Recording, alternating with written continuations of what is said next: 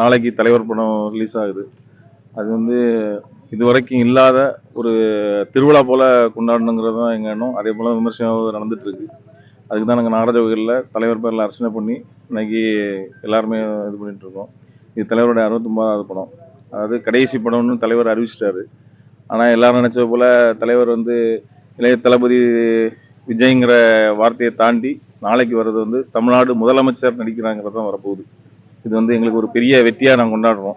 ஏன்னா தலைவர் வந்து எவ்வளோ தூரம் மக்கள் இயக்கமாக இருந்து எல்லா மக்களுக்கும் எவ்வளோ சப்போர்ட் பண்ணியிருப்பாங்க எல்லாத்துக்குமே தெரியும்.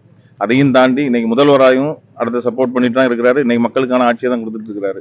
அவங்க எல்லாரும் நினைச்சது போல உழைச்சி முன்னேற வருது இல்லைன்னா தலைவர் இருக்கிறாரு. இன்னைக்கு பார்த்துருப்பீங்க, படம் மட்டும் இல்லாம நிஜத்திலையும் அவர் முதல்வராக இருந்து இன்னைக்கு மக்களுக்கு நல்ல ஆட்சி கொடுத்துட்டு இருக்காரு. இது மென்மேலும் தொடருங்கிறத இந்த நேரத்தில் தெரிவித்துக் கொள்கிறேன்.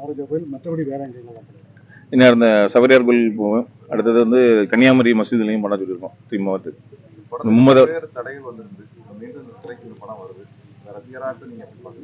ரசிகரான வருத்தமா தான் இருக்கு. ஏன்னா தலைவர் வந்து இனி இதுக்கு பிறகு நடிக்க மாட்டேன்னு சொல்லும்போது அடுத்த இதே போல ஒரு திருவிழா வருமாங்கிறதெல்லாம் தெரியாது.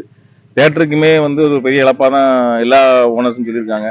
அது எங்களுக்கும் இழப்பு தான். அது தலைவர் முடிவெடுப்பார் எதுனாலும்.